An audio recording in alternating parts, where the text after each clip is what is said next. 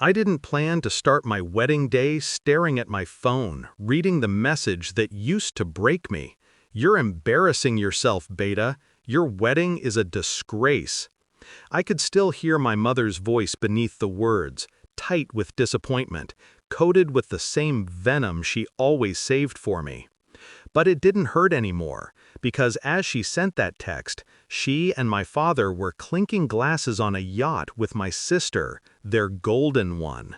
The daughter who could do no wrong, the daughter whose engagement party they attended with cameras, speeches, glitter, the daughter they always chose. And they never once asked where I was. Not until the world forced them to. I used to chase their approval like oxygen.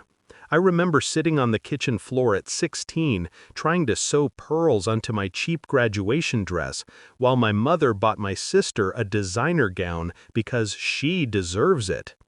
I remember my father saying, "You're strong, you don't need more." But what he meant was, "You're easier to neglect."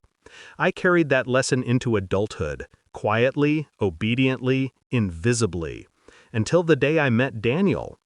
I thought he was just another guest at my friend's fundraiser. He looked ordinary, in a black suit, hands in pockets, hair messy like he'd run through a storm to get there. He spoke softly, listened sharply. I didn't know then that he was the CEO of a multi-billion-dollar biotech empire. He introduced himself simply as Dan. For once, someone saw me before they assessed me. And for once, I let myself hope. The night everything cracked was a Tuesday. My sister accidentally sent a video to the family group chat. My mother laughing, my father pouring wine, the three of them gliding across that yacht like royalty. My wedding was 2 days away. They hadn't called, hadn't offered help, hadn't shown any interest.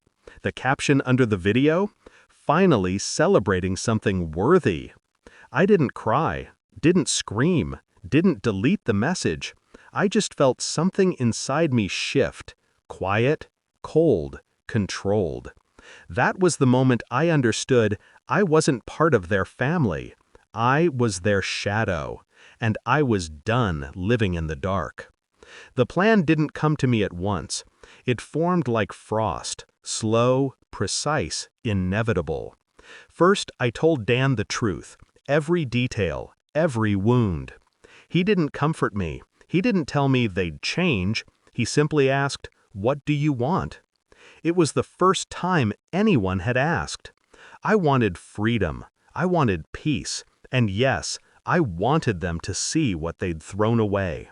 So we scaled the wedding down to what mattered: a courthouse ceremony, a private rooftop dinner, a broadcast, not to the public, but to a targeted list of financial news networks covering Dan's philanthropic announcements that morning, a list my parents and sister always followed, because being seen near wealth was their favorite sport. I didn't invite them. I didn't explain. I didn't warn. Let silence do the cutting. When the reporters streamed our vows, my phone buzzed non-stop. Not with congratulations, but with one message from my mother: "Where are you?" The irony almost made me laugh. For 28 years, I'd begged them to see me. Today, the entire world saw me first. So I sent one single reply, a ha-ha emoji. The smallest, pettiest, most accurate summary of my feelings. Let them interpret it however they wanted. Let confusion eat them alive. But the confrontation came 2 days later, when my parents showed up at my apartment, faces blotchy, grief-stricken, furious. "You humiliated us," my father shouted. Humiliated them. Not hurt, not missed, not concerned, just exposed. I let them talk, let them spill excuses, blame, rewrites of history. When they finally stopped, I said calmly, "You taught me I wasn't worthy of being celebrated, so I stopped asking for a seat at your table and built my own." My mother whispered, "You chose him over us." I didn't blink. "You never chose me. Not once." The silence that followed was the cleanest cut I'd ever delivered. They left without another word. I didn't watch them go. Sometimes revenge isn't loud. Sometimes it's not flames or fury. Sometimes it's simply rising higher than they ever imagined you could, and letting them choke on the view. I didn't marry Dan to hurt them. I married him because he saw me, because he loved me.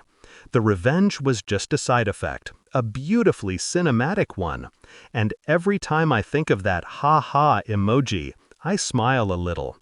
Not because they finally looked for me, but because they looked too late.